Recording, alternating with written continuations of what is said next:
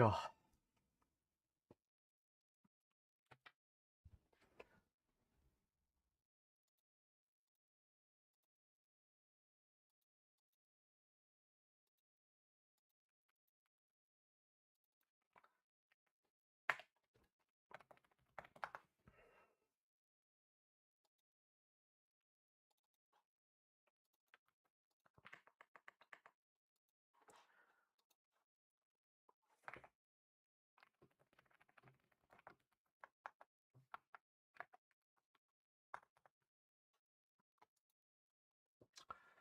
What's up, everybody? Hello. 5억 5천만? How's it going? I'm a little late today because I had a podcast interview that ran a little bit late, but here I am. I'm a little frazzled right now because I've been talking for a really long time, but let me collect myself and then talk to you about some life stuff.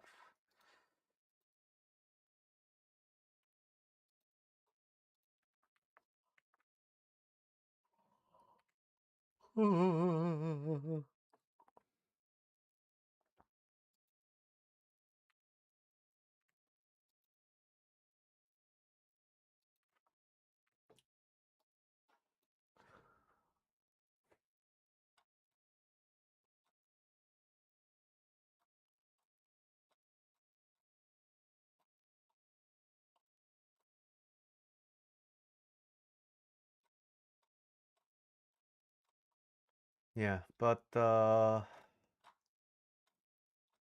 know what? Today, don't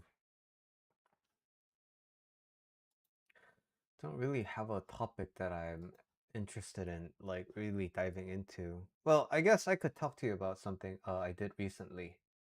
Okay, let's talk about that. Uh, do I have the photos?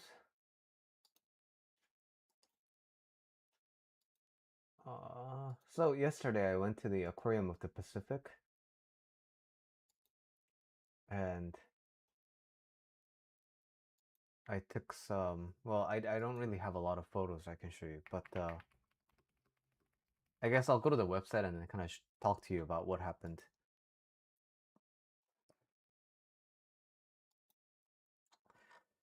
Full window, Aquarium of the Pacific. Okay, yeah.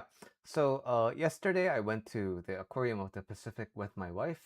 It's in Long Beach, California, and Long Beach is a bit south from where I am, but it really actually for the distance, it's kind of a long drive. I don't know, probably because of the traffic, but anyway, the I remembered going to the Aquarium of the Pacific, but my wife didn't remember it. I think we went like 8, 9 years ago, um, when we first came to Los Angeles, and I think it was a holiday when we came. But anyway, I remember the Aquarium of the Pacific because I remember this specific tank.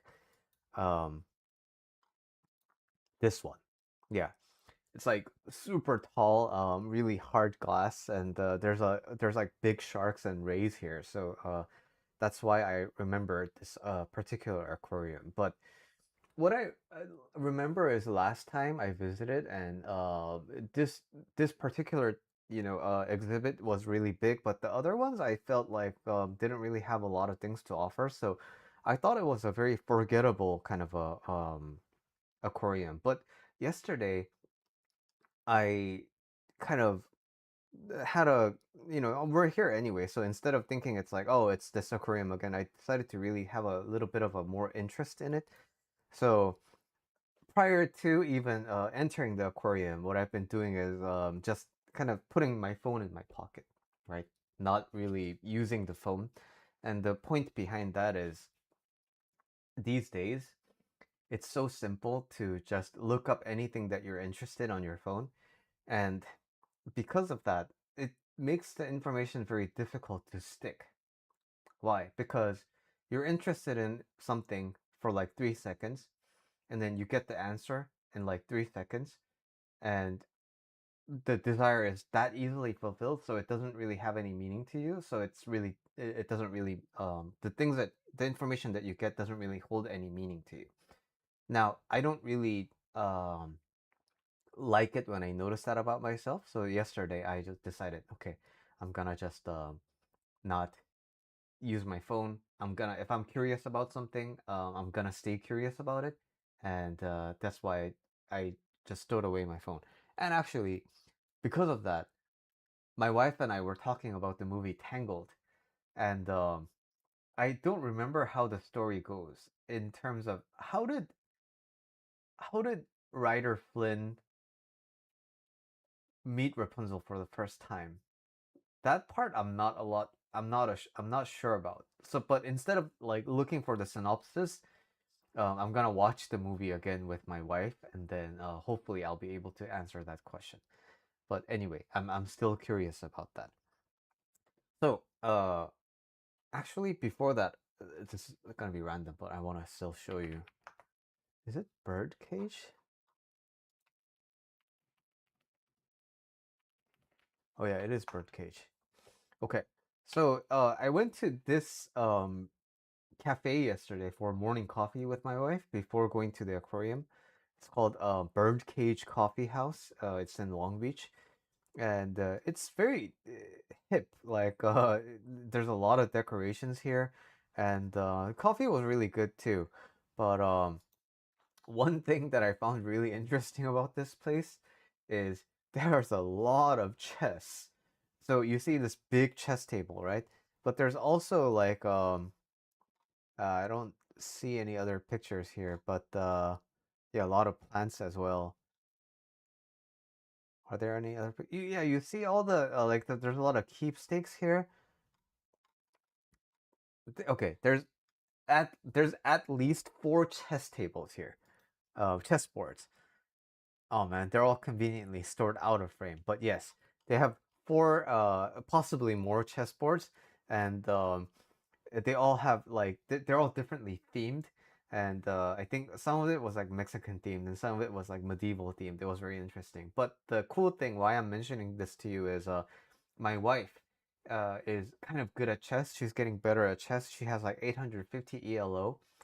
So um, my wife and I have been playing chess online through the chess app, but since the board was actually here, we were like, oh, okay, we need to kill some time, enjoy some coffee, so why don't we just play some chess? So we started playing the chess, and I didn't know that playing the chess physically would be like this dif- different in terms of the actual experience, but yeah, like 'cause on the when you play on a online game, you see the chess board from the top down, right? So you can see it, you can see all the pieces. But oh, and also when you click each one of the uh what is it called? Like the pieces, parts. What is it called? I know it's called 말 in Korean, but the kimul in Korean, but chess pieces.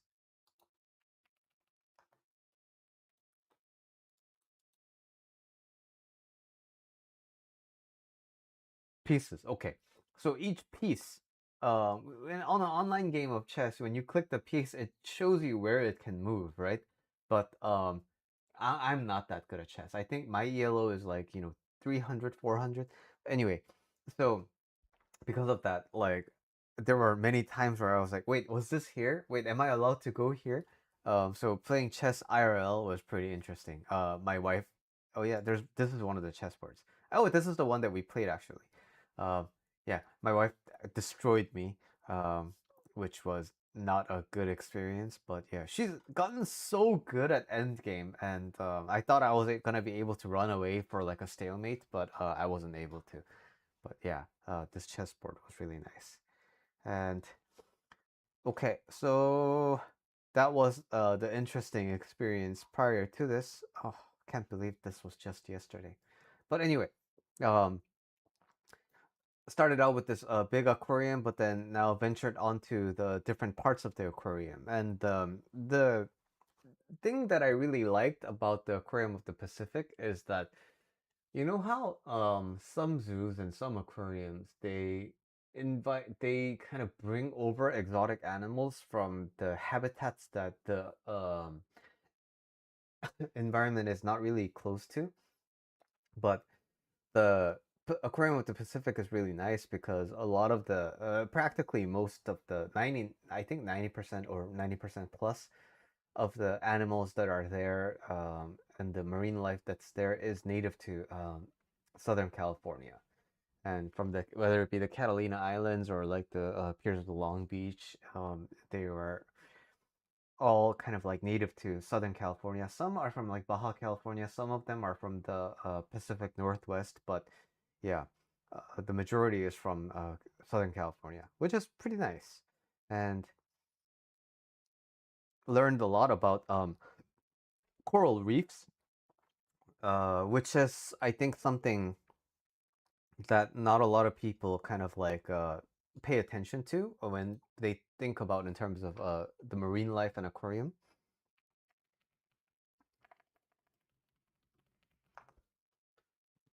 Yeah.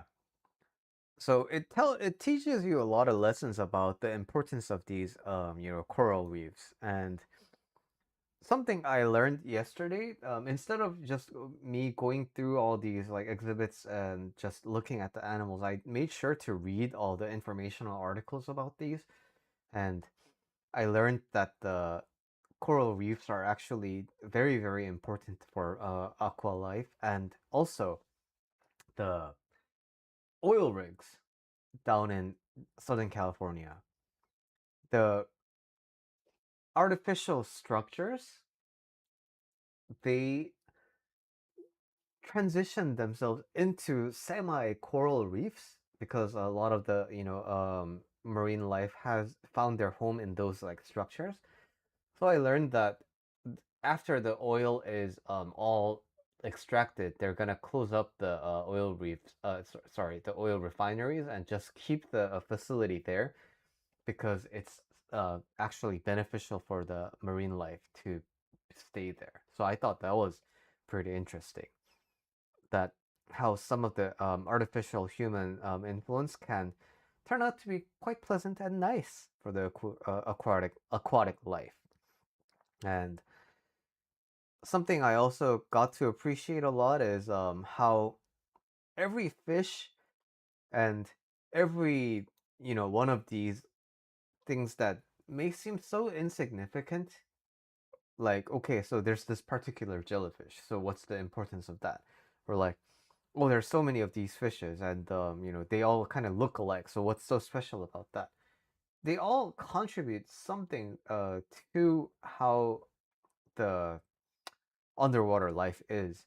And I think it's difficult to remember that when we are, going through our lives, that our lives is also very much like that, right? We also have a role in playing, um, influencing each other's lives. And, sometimes we feel like no one is paying attention to us. Sometimes we feel like we're the bottom reef, but, even bottom reef is home to a lot of tropical fish and home to a lot of the animals that need require shelter. And because of that, it's very important to realize that every one of us has a particular role that we're playing in this universe. And I think it was just a really nice reminder of all of those things. And yeah, is this the yeah, Korean? Okay, so there was also like a display of how rain in California impacts the runoffs in the ocean. So that was really nice to see. Also, yeah, this one, um, this is a theater, and the theater is like a kind of like a panoramic experience, but also has this like bottom disc. Uh, that was also really cool. So if you ever visit the Aquarium of the Pacific, I really encourage you to check out this theater. And there was also a hospital, animal hospital, and they were taking care of a turtle. And there was a bird also that they recently took care of. And the what I also really liked is that the volunteers are very, very, very passionate about teaching you more about the aquarium and the marine life and got a chance to talk to a lot of these people, and I thought that was really nice too. Yeah. Um, the the turtle here name is Meatloaf, and I don't know why it's called Meatloaf, but Meatloaf came with the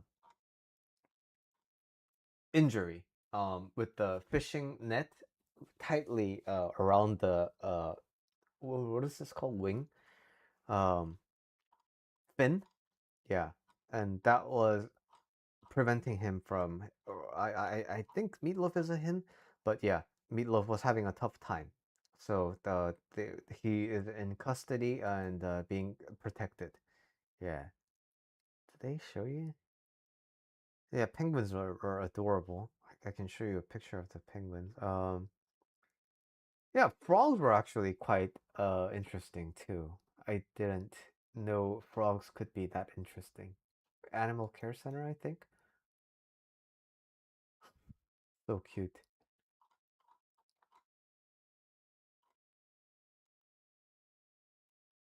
Okay. No picture of Meatloaf. Oh, yeah, this is Meatloaf. Rescue 200-pound sea turtle Meatloaf. But it the Meatloaf was actually quite big. I was surprised at how big Meatloaf was. And I also learned yesterday by visiting this animal clinic that sea otters also get neutered. But under anesthesia, sea otters actually have a high risk of overheating, and that is because their fur, their coat is so good at effectively trapping heat, and that's why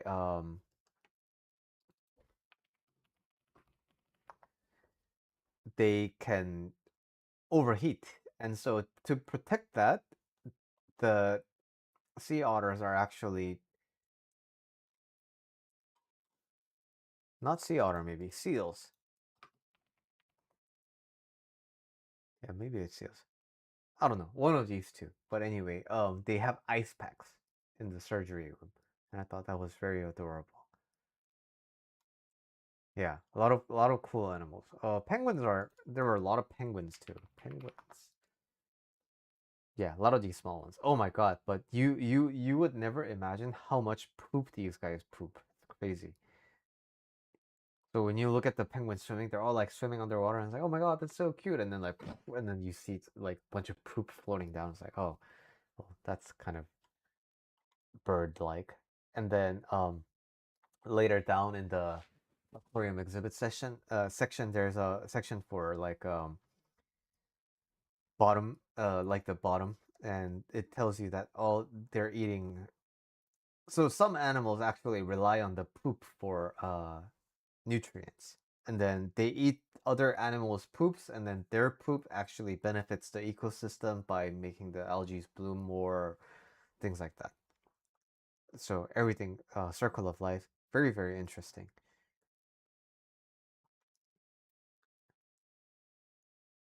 Yeah. So aquarium visit, very nice. I think I think Aquarium of the Pacific is less about like putting on a show. Don't get me wrong, it is still like a really good site. It's still really interesting, but I think the Aquarium of the Pacific is more centered around education and awareness. So I think that's still really really good. All right. So that was my week. That was what happened with me yesterday, and yeah, I'll show you a quick video.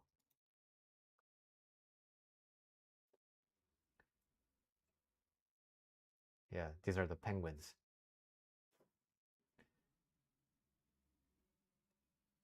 So cute, right? And these sediments that are floating around in the water, it's like, yeah, sorry, it's all poop. Okay. Um, I need a glass of water because I've been talking for like the past hour. So I'll be right back. I need some water.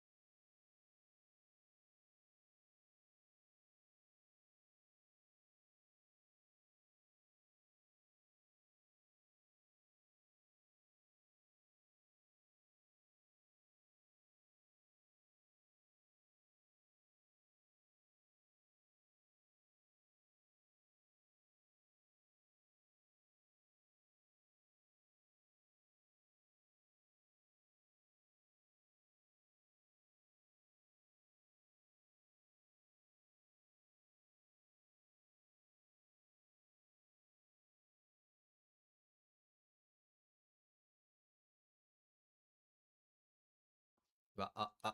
Okay. Gave my face a quick wash too. All right. So now let's talk some coaching. Well, actually, let's talk about something I've been doing recently. Hi. Hi, hi.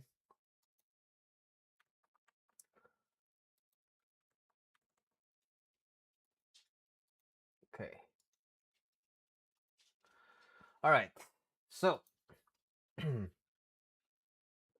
I've been trying to build my Reddit community, July Life Coach, and you're all invited to, participate there as well.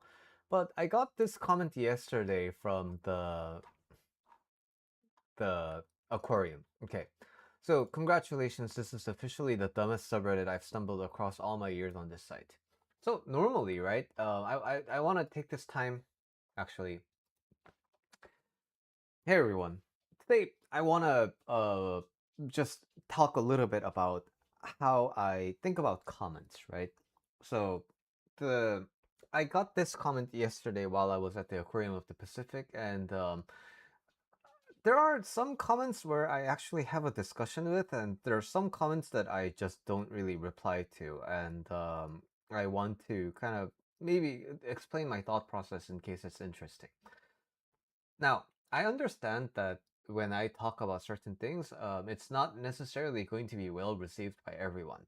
But the important thing is, I'm not doing these things so that I can be liked by everyone, right? My primary point always is I would like for you to be happy. I would like for you to live a very happy life. And if that's the case, if my message is so much about happiness, then why is it that other people can be upset at it? Well, the thing is, in order for me to talk about happiness, I can't talk about happiness all in the general term because general happiness can't really apply to your life.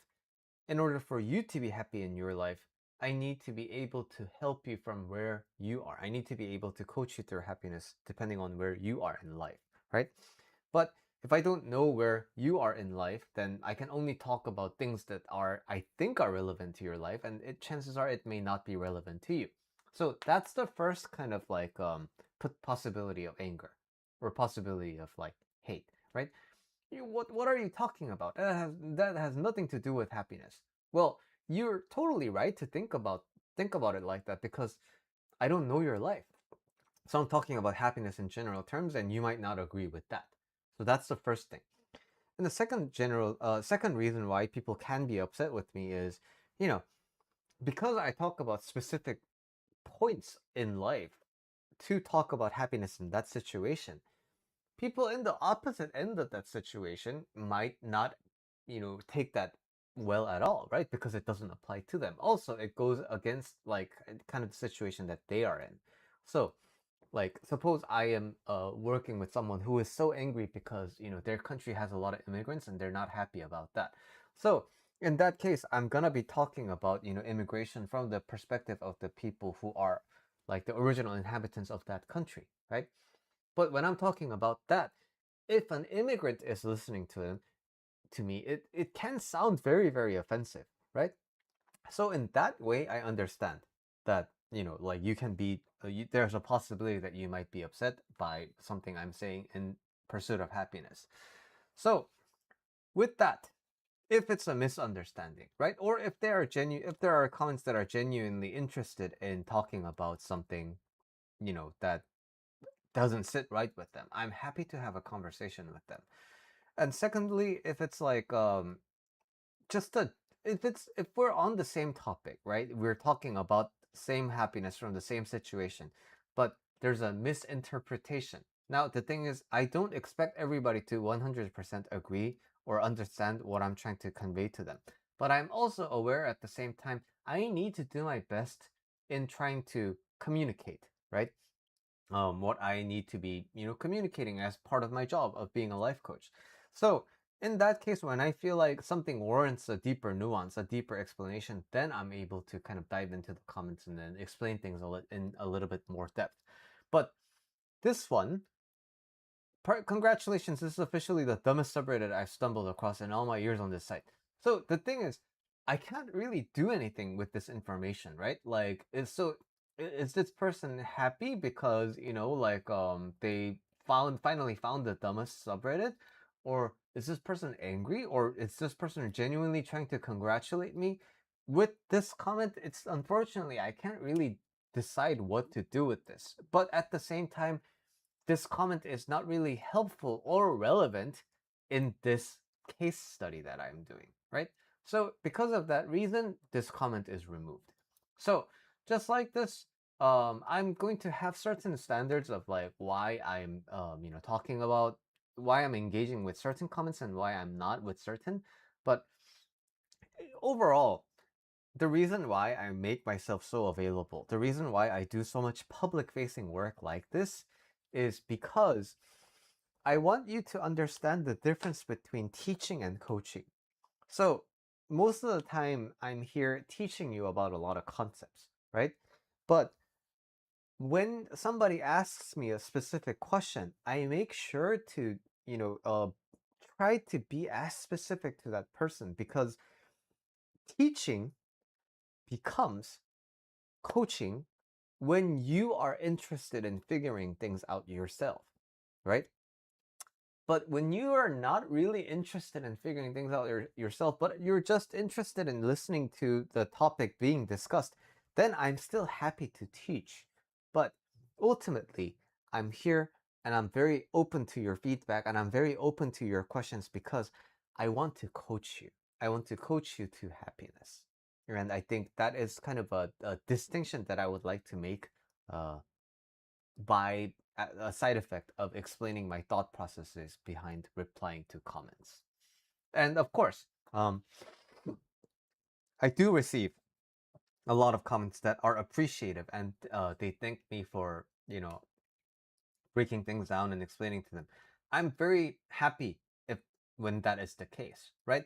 But like, you might be like, well, why don't I reply a lot to those things? Well, the thing is, those don't have questions, right? They're expressing their appreciation, and I appreciate them back.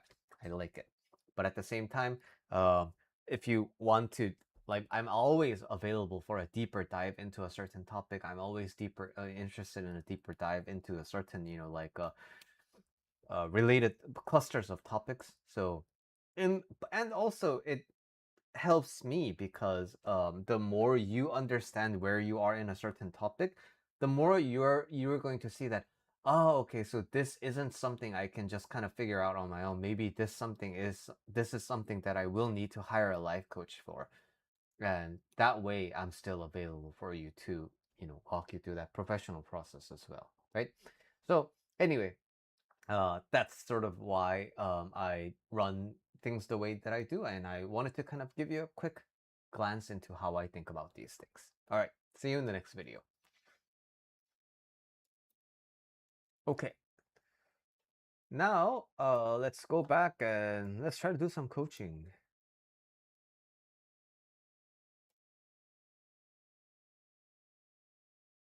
Considering, let's go to, as an incel loser, where exactly can I get help with my mental issues?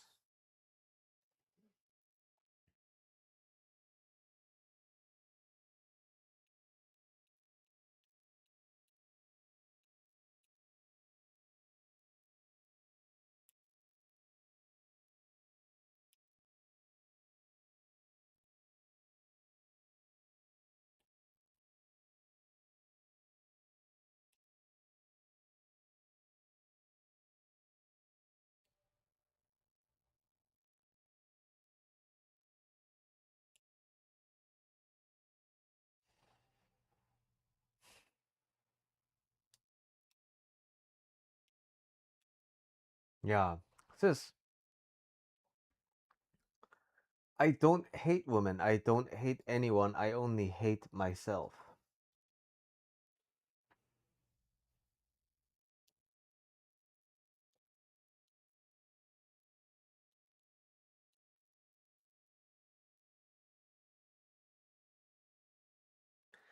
So, answering the actual question, where can they get help with mental issues? I think, well, definitely a psychiatrist and, a therapist.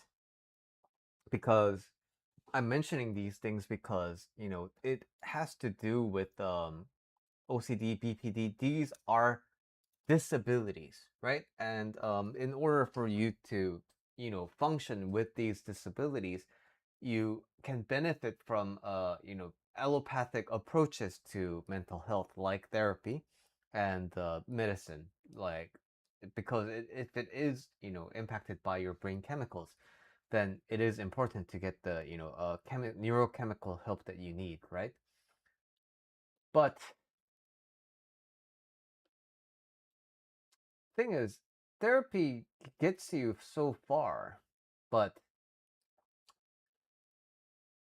of course it's gonna differ from therapist to therapist. But after you are able to live functionally with autism, after you are able to live functionally with bipolar disorder, after you are able to functionally live with OCD, then how do you find a reason to live? How do you find, like, what makes life worth it for you? That lives in the domain of life coaching, right? And so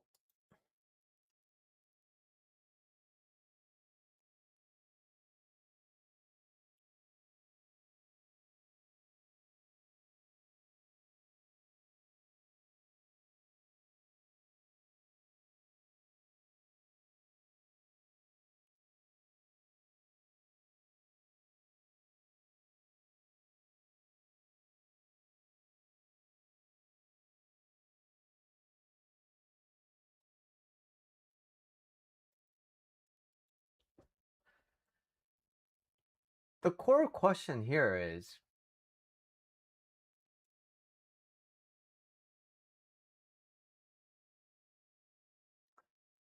even if I have disabilities, don't I still deserve to be happy?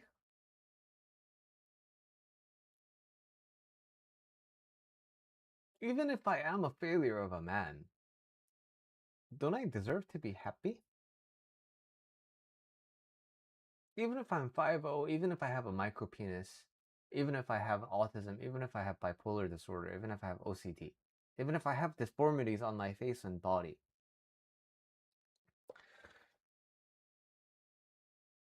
don't I deserve happiness? Is happiness something that is 100% forbidden from me because of these traits? So that approach is saying happiness is conditional. And that means if I didn't have these traits, then I would be happy. Then in that case, shouldn't all people over 5 feet be happy?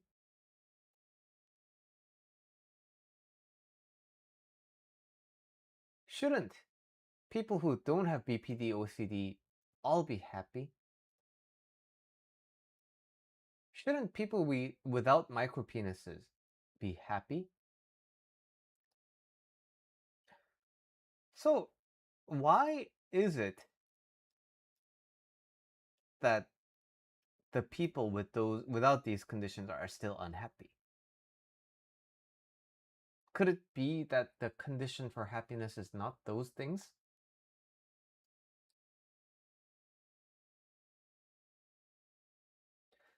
So even if I have all of these disabilities, I have some things that are going for me. Wouldn't there be people who would like for them to have that feature that I have? And I'm not unable to see it that way because it is something that's naturally given to me. So this kind of a deeper understanding, this kind of a deeper questioning process of happiness is what actually gets you to sort out these things, right? But in order for you to sort out these things, you have to be able to have a calm, collected presence of mind. But when your brain is being constantly sabotaged by the noise and by all the different, like criticism that your mind is offering you, then of course it's going to be nearly difficult to make nearly impossible to make progress, right? So that's why, although I am a life coach and although I can work with anyone, I still like to advise people to work with the therapist, work with, in particular, work with the psychiatrist who can prescribe you drugs because there's really nothing to lose. If it doesn't work out, then great, like it just doesn't. If it does work out, then it's great, right? But actually, talking about it in terms of like there's nothing to lose out can be a bit difficult because there are people who find it very very frustrating to go through the process of finding the right psychiatrist or the right kind of medications for them. But the important thing is um, not to understand it as this process that's going to work on the first try. It's a lot like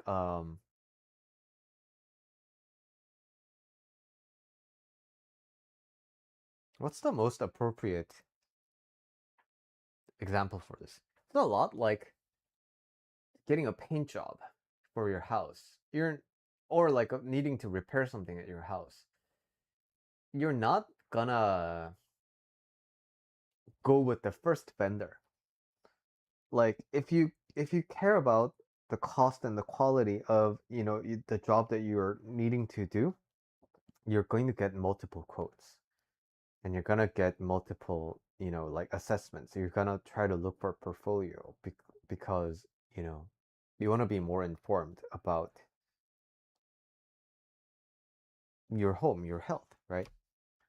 So it's like you're going expect to go through multiple rounds of attempts to find the right fit for you because and don't think of it as like a tedious process where you need to go through this where it can be so easy. No, it's more like you're important and it's very important that you are happy. So you're doing everything, you're doing the due diligence to make sure that you're getting all the proper care that you need. So I would think about it in terms of that. Yeah. But, it's hard, but this person is still interested in improving themselves. So I think that is still very important, and it's a pretty positive sign.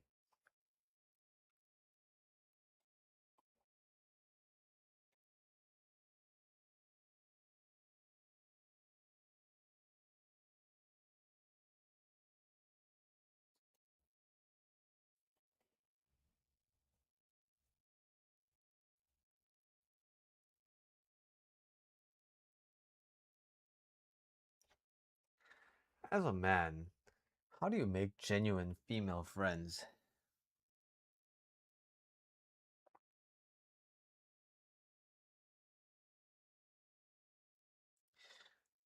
My opinion is that the moment you qualify it as a female friend, it kind of doesn't become genuine. So I think you just think of it as a friend, and it makes it a lot more accessible to just treat them as a friend. Like it's more, it's less, it's more like you have a friend, and one, regardless of if it's a male friend or a female friend, you might have a friend who likes dark humor, right? And you might have a friend who really likes woodworking. You might have a friend who's more into dogs and cats. So it's a friend with just different qualities. And I think that when you approach it like that, you're kind of able to pass over a lot of the subconscious distinctions that you make in a male friend and a female friend. And if you haven't had a lot of female friends, I think if you haven't had a lot of friends who happen to be female, I think there will be a bit of a learning process in terms of like you know what they generally enjoy, how they generally enjoy being talked to and such. But I think again, instead of looking at it from a strictly gender kind of a framework, like think of it more like a different cultural norm, right? If you talk to a group of Italian friends and then you talk to a group of French friends, you're gonna realize that how you talk to your Italian friends isn't necessarily going to land well with how you talk to your French friends, right? So kind of like that. Expect to fumble, expect to like sometimes say the wrong thing, but be there and just some own the mistakes that you make and understand that you're a person who's trying their best and sometimes it's not going to work out and that's totally fine. And I think that's sort of how I would think about this.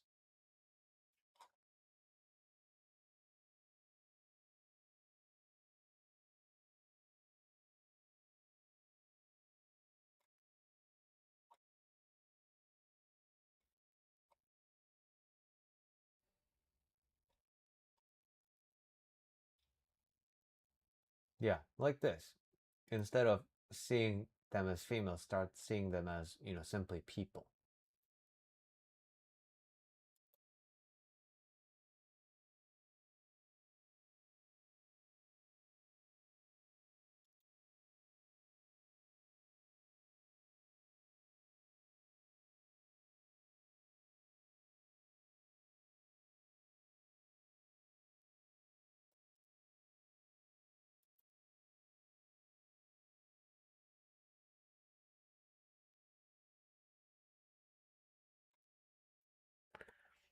Yeah, I'll comment on these in a bit. How do normies tolerate reality?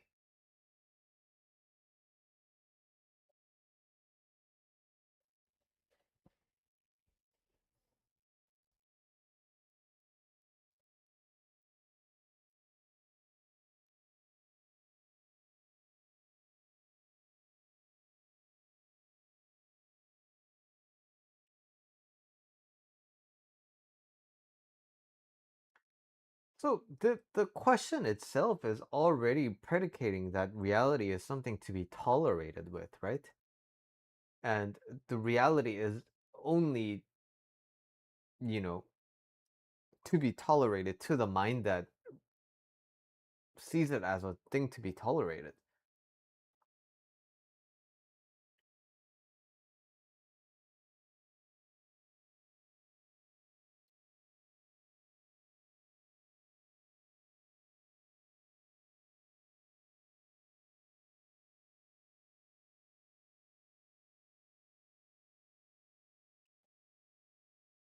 So what's on the opposite end of what's the reality that doesn't need to be tolerated? It's this paradise, right?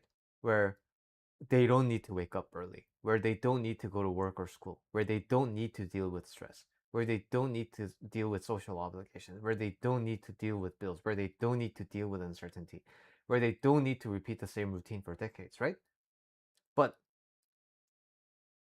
no one's forcing you to do any of that, right?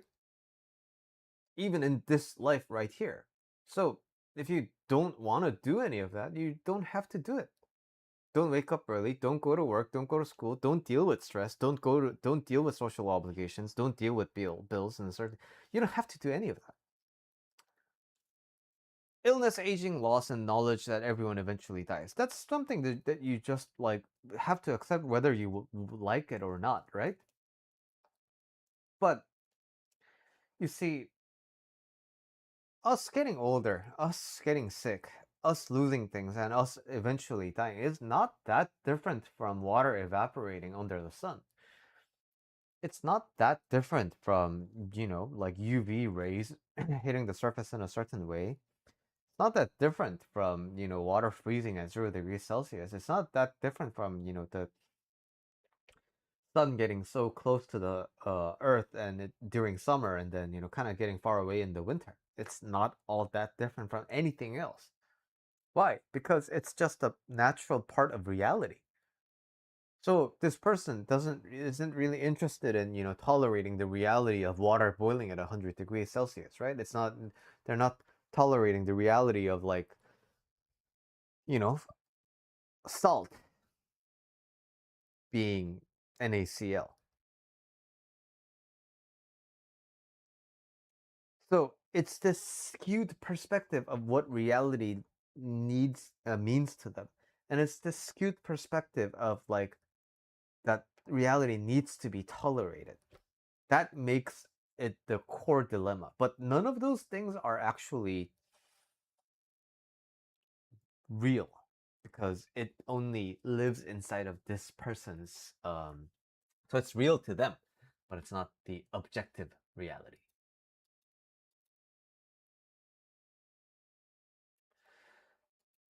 Okay. So let's write some comments. So based on the things that I have said before.